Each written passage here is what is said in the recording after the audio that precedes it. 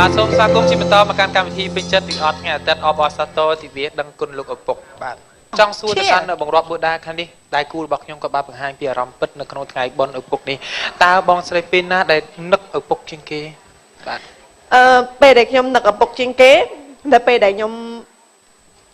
តូចណាខ្ញុំឃើញពេលគេទៅញ៉ាំអីជុំគ្នាឬក៏ពេលថ្ងៃបុណ្យចូលឆ្នាំបុណ្យទានអីគេទៅជាលក្ខណៈគ្រួសារហើយគេមានឪពុកបើកឡានឲ្យអញ្ចឹងឬក៏ញ៉ាំអីជុំគ្នាខ្ញុំឃើញទស្សនវិជ្ជាបែបហ្នឹងជាពិសេសនៅពេលដែលខ្ញុំសួរមិត្តភក្តិខ្ញុំថាចូលឆ្នាំតាណាឬក៏បុណ្យជុំតាណាអញ្ចឹងគាត់និយាយថាគាត់ទៅលេងកំពង់សោមពេលហ្នឹងខ្ញុំមានអារម្មណ៍នឹកក្នុងចិត្តណាថាហេតុអីបានខ្ញុំអត់មានឪពុកដែលអាចផ្ដល់ភាពកក់ក្ដៅខ្ញុំទទួលស្គាល់ថារយៈពេលពីទូចរហូតដល់អាយុ14ឆ្នាំប៉ាខ្ញុំពេញភាពកក់ក្ដៅបានយ៉ាងល្អប៉ុន្តែពេលដែលគាត់ចែកឋានទៅអ្វីគ្រប់យ៉ាងគឺហាក់ដូចជាការផ្លាស់ប្ដូរនៃសភាពគ្រួសារផ្សេងទៀតធ្វើម៉េចខំតែរលុយដើម្បីឲ្យកូនបានរៀនម៉ាក់ខ្ញុំគាត់ខំរលុយឲ្យកូនបានរៀនដោយសារហេតុអីខ្ញុំមានបងប្អូនដល់5នាក់ខ្ញុំកូនបងហើយបន្ទុកគ្រួសារគឺត្រូវរៀនទាំងអស់ហើយម៉ាក់ខ្ញុំគាត់ប្រកាន់ចរិតមួយថាទោះបីជាក្រប៉ុណ្ណាក៏ដោយក៏ត្រូវឲ្យកូនរៀនឲ្យបានចប់ទោះបីជាមិនបានដល់ថ្នាក់មហាវិទ្យាល័យឬក៏អីក៏ដោយធ្វើម៉េចឲ្យបានសញ្ញាបត្រទ្រយភូមិនឹងគេខ្ញុំនៅតែបំពេញក្តីសម័យសម្រាប់ខ្លួនខ្ញុំហើយខ្ញុំក៏ជាអ្នកលើកទឹកចិត្តជាអ្នកសម្របសម្រួលនៅក្នុងកម្មវិធីមួយជូនទៅដល់ប្រជាជនទូទាំងប្រទេសកម្ពុជាជាពិសេសក្មេងកំព្រាអ្នកដែលបាត់បង់អស់សង្ឃឹមគឺខ្ញុំតែងតែលើកទឹកចិត្តហើយខ្ញុំយល់ពីអារម្មណ៍ពួកគាត់នៅពេលដែលខ្ញុំទៅកាន់កន្លែងដែលក្មេងកំព្រាដែលគាត់អត់មានឪពុកម្ដាយណាខ្ញុំយល់ពីអារម្មណ៍ហ្នឹងព្រោះខ្ញុំអត់មានឪពុកប៉ុន្តែអ្នកទាំងអស់នេះត្រូវគិតថាមានតែការខំប្រឹងការតស៊ូជាពិសេសជឿជាក់លើខ្លួនឯងថាខ្លួនឯងអាចនឹងធ្វើអ្វីពីបាត់ដៃទទេយើងនឹងមានអ្វីដូចជាអ្នកដទៃមានបាទនៅក្នុងវគ្គនេះយើងមានរៀបចំនៅមនុស្សពិសេសម្នាក់ទៀតនៅក្នុងវគ្គនេះដូច្នេះសូមអបអរសាទរដល់គាត់ទាំងអស់គ្នាបាទសូមជ័យបាទ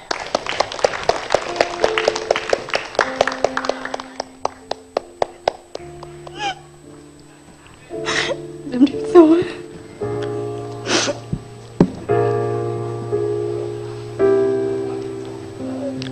កុំយំតែ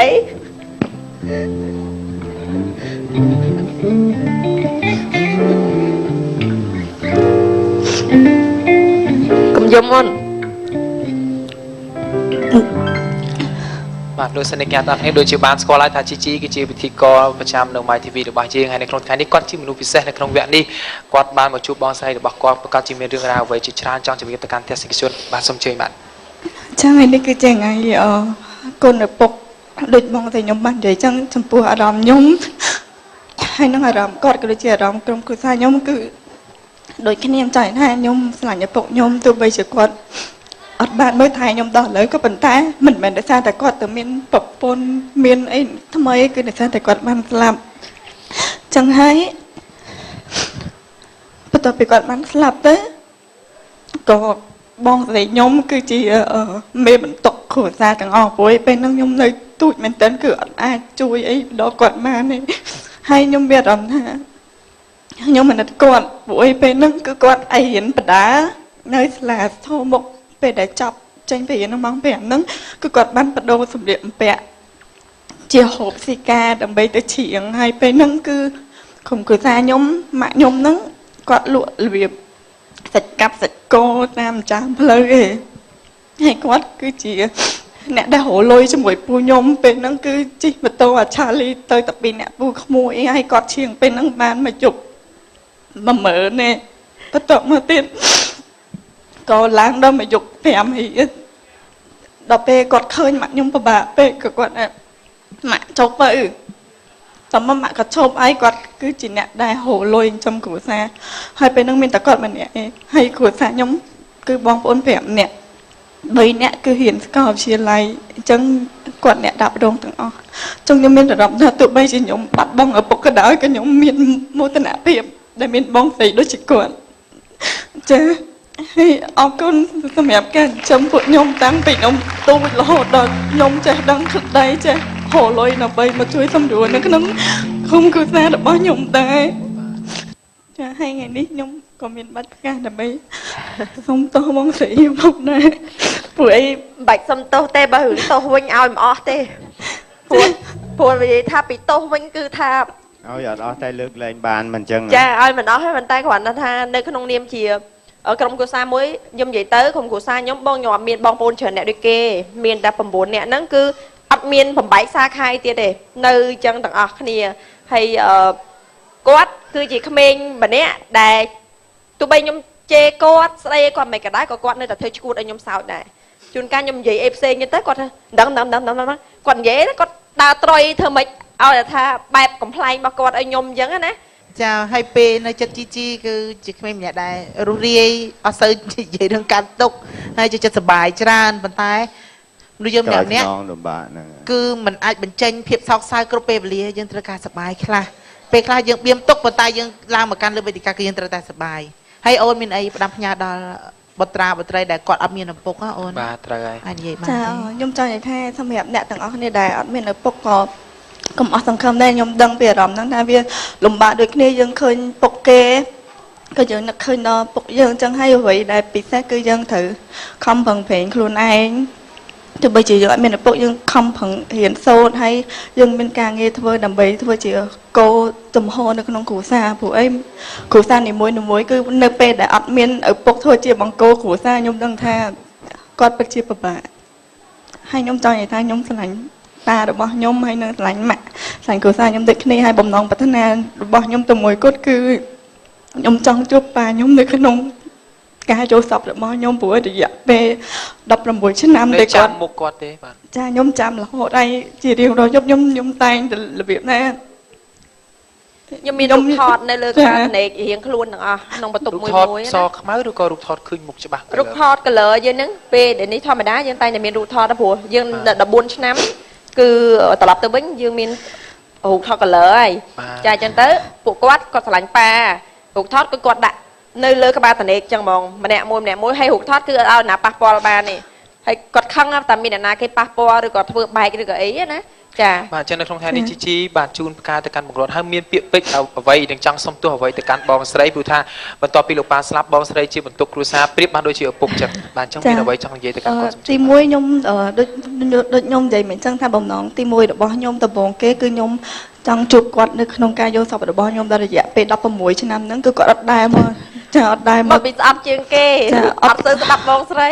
អត់ដែរមកបញ្យោសពខ្ញុំសោះចាអញ្ចឹងហើយខ្ញុំគាត់តែចង់ជួបគាត់នៅក្នុងការយកសពរបស់ខ្ញុំហើយទី2សូមតោះចំពោះបងស្រីផងដែរតែតែពេលខ្លះយ៉ាងទៅនិយាយសំដីធ្ងន់ដាក់គាត់កំតែគាត់ពេលខ្លះនិយាយមកក៏តែពុតទៅបងស្រីខ្ញុំគឺជាមនុស្សស្រីដែលល្អកំតែគាត់តែពេលខ្លះចឹងទៅសំដីមកចេញទាំងផ្ទាំងចាចឹងហើយអារម្មណ៍ខ្ញុំពេលខ្លះក៏ខ្ញុំខឹងដែរសង្ស័យទប់អត់ជាប់ទេចាសង្ស័យទប់អត់ជាប់ឥឡូវមានអីចង់ឲ្យបងស្រីជួបកាបងស្រីអាចមានកំហុសអីចំពោះយើងវិញមានអីចង់ឲ្យគាត់កែខ្ញុំចង់ចង់និយាយចេះសុំកាត់មួយអាមកទាំងផ្ទាំងជាបើមកជាផ្ទាំងតកវិទ្យាប៉ុន្តែមកជាផ្ទាំងដុំថ្មអញ្ចឹងធ្ងន់ណាស់បាទចាផ្ទាំងដុំថ្មហ្មងលោកពេលខ្លះគាត់និយាយចេញមកចង់ឲ្យយើងល្អតែពេលខ្លះស្រីជេហ្មងហ្នឹងហើយជេយើងជេយកហ្មងអត់ដូចលពូទេលពូផ្អែមចាអញ្ចឹងហើយមានតែប៉ុណ្្នឹងគ្រាន់អរគុណគាត់ដែរដែលបានតាំងពីតូចមកបានធ្វើឲ្យគ្រួសារខ្ញុំមានចាមានបានដល់ប៉ុណ្នេះហើយអរគុណផងដែរហើយចាទុំ20ទៅបើសិនជាឥឡូវហ្នឹងបាច់ការនៅលើកម្មវិធីហ្នឹងឲ្យបងបានប៉ុន្តែលុយចាំទៅផ្ទះថែមឲ្យបងមកអត់ទេលុយគូគ្នាតាមគ្រួយទេព្រួយគ្នាជីមិនឮថាស្រីវត្តហ្នឹងឲ្យទោសច្រើនរំអស់ហើយមិនចឹងឥឡូវហ្នឹងច្រៀងឲ្យបងស្រីស្ដាប់មួយបទទៅចាច្រៀងឲ្យបងស្រីស្ដាប់បន្តិចទៅអញ្ចឹងខ្ញុំសូមច្រៀងបទចម្រៀងមួយបទដែលគាត់ចូលចិត្តបទយំអស់ទឹកភ្នែកអូបាទចាអរគុណច្រើនឥឡូវខ្ញុំចាំស្ដាប់អីចឹងហ៎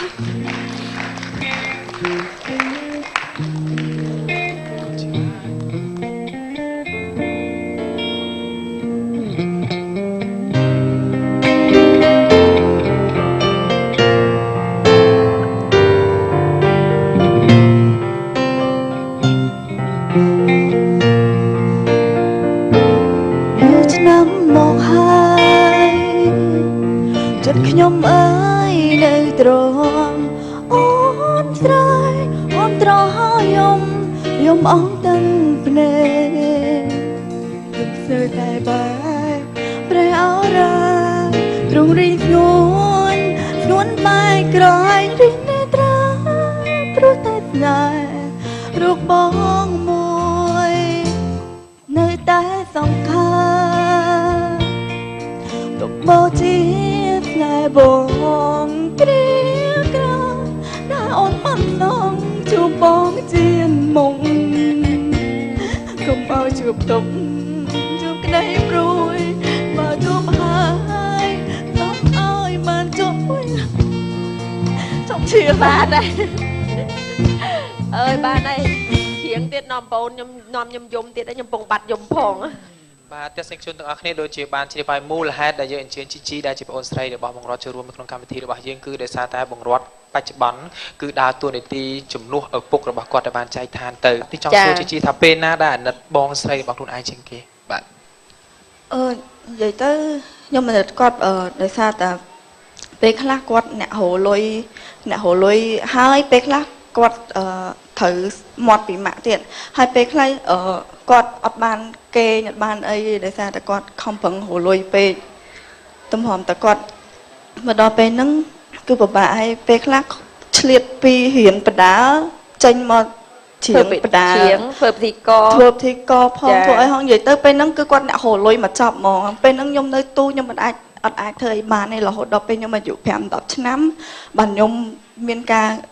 ចេះរលុយតិចចឹងទៅបានមកយកឲ្យគាត់ជីដែលឃើញលោកឪពុកមារបស់ជីហើយនឹងបងស្រីរបស់ជីមកពីច្រៀងវិញតទឹកភ្លៀងជោគទេចាទឹកតាជាចុងក្រោយដោយបងរាប់ប្រៀបបានដូចជាឪពុកដោយសារតែគាត់ទទួលបន្ទុកគ្រួសារឥឡូវជីមកជីបានមានទស្សនៈអ្វីទៅកាន់និយាយទៅកាន់ទស្សនិកជនក៏ដូចជាបងស្រីរបស់ខ្លួនឯងបាទសូមជឿចាអត់មានអីនិយាយច្រើនគាត់ថាខ្ញុំអរគុណគាត់មែនតើគាត់បានធ្វើជាបកគោគ្រួសារដ៏កក់ក្ដៅដែលតាំងពីខ្ញុំនៅតូចរហូតដល់ពេលតែខ្ញុំធំហើយសូមឲ្យកូនទាំងអស់គ្នាស្រឡាញ់ក្រុមគ្រួសារស្រឡាញ់ម៉ាក់ស្រឡាញ់ប៉ាហើយចង់ថាធ្វើអីក៏ដោយធ្វើឲ្យគាត់សប្បាយចិត្តកុំឲ្យពេលដែលថាអត់បានឃើញមុខគាត់បានយើងមានអារម្មណ៍ថាស្ដាយក្រោយអញ្ចឹងហើយកូនទាំងអស់គឺដូចពាក្យមួយថាធ្វើបុណ្យឲ្យតន់ខែភ្លឺកុំឲ្យអ្វីទាំងអស់ហួសពេលក៏ដូចជាមានវិបដិសារីហើយខ្ញុំអរគុណដល់បងស្រីខ្ញុំដែរខ្ញុំដែរឃើញបងប្អូនខ្ញុំមកលើកដៃសាពះហើយសុំទោសខ្ញុំអញ្ចឹងនេះគាត់ដងសុំទោសនៅផ្ទះដែរតែសុំទោសតែមាត់បាទអរគុណទស្សនិកជនទាំងអស់គ្នានៅវគ្គក្រោយយើងនឹងមានអ្វីដែលពិសេសបង្ហាញលោកអ្នកជាបន្តអនុញ្ញាតសម្រាប់បន្តិចសម្រាប់